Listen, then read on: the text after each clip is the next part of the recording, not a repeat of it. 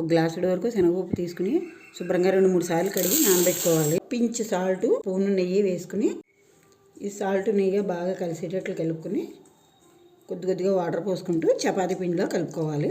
ఇది ఇలా సాఫ్ట్గా కలిపేసుకున్న తర్వాత ఇందులో ఒక స్పూన్ నెయ్యి వేసి మరొకసారి కలుపుకొని దీనిపైన మూత పెట్టి ఒక 15 నిమిషాల పాటు పక్కన పెట్టేయండి. ఈ నానబెట్టుకున్న శనగపప్పులోకి ఒక చిటికెడు సాల్ట్ వేసుకోండి. నెయ్యి కూడా వేసి మూత పెట్టి ఒక 3 విజిల్స్ వచ్చే వరకు ఉడికించండి. ఈ వాటర్ వేస్ట్ చేయకుండా దీంతో మనం రసం పెట్టుకోవచ్చు. ఉడికించిన ఈ పప్పుని వడగట్టుకుని చల్లార్చుకోవాలి.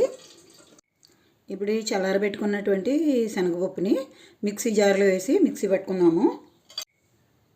ఇప్పుడు మిక్సీ జార్లో కొన్ని యాలకులు వేసి మిక్సీ పట్టుకుందాము. ఈ గ్లాస్తో అయితే శనగపప్పు తీసుకున్నామో అదే గ్లాస్తో 3/4 వరకు బెల్లం తురుము వేసుకుందాము. ఇదే జార్లో వేసుకుని మనం మిక్సీ చేసుకోవాలి. నానబెట్టి అందులో 2 స్పూన్ల వరకు నెయ్యి వేసుకోండి. నెయ్యి కరిగాక అందులో మనం మిక్సీ పెట్టుకున్న మిశ్రమాన్ని మొత్తం వేసుకుని స్టవ్ని సిమ్లో పెట్టి కలుపుతూ ఉండాలండి. ఇది అస్సలు మాడిపోనివ్వద్దు.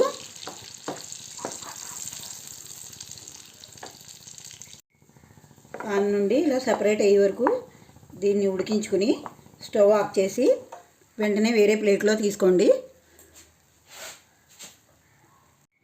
దీన్ని ఒక వేరే ప్లేట్లోకి తీసుకుని బాగా చల్లారనివ్వాలి. ఈలోగా మనం కలిపెట్టుకుని చపాతీ పిండి ఉంది కదండి, దీన్ని చిన్న ముద్దలుగా చేసి ఒక ప్లేట్లో పెట్టుకుందాము. ఇలా ఉండల కింద చేసుకుని పైన ఒక మూతను పెట్టుకుని ఉంచుకోండి. తేడ ఆరిపోకూడదు. మనం ఏ సైజు అయితే ఈ గోధుమ పిండి ముద్దను తీసుకున్నామో అదే సైజులో మనం ఈ పూర్ణాన్ని కూడా తీసుకోవాలి. చూడండి పూర్ణం కూడా ఎంత సాఫ్ట్గా వచ్చిందో.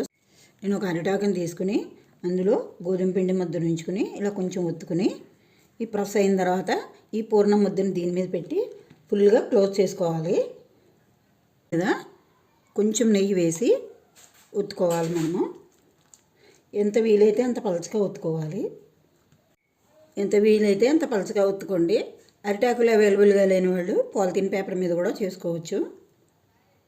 నేను ఒకేసారి 4 రెడీ చేసి పెట్టుకున్నానండి. పెనం బాగా హీట్ అయ్యాక కొంచెం నెయ్యి అప్లై చేసి దాని మీద మనం ఒత్తి పెట్టుకున్న బొబ్బట్టుని జాగ్రత్తగా తీసుకోవాలి.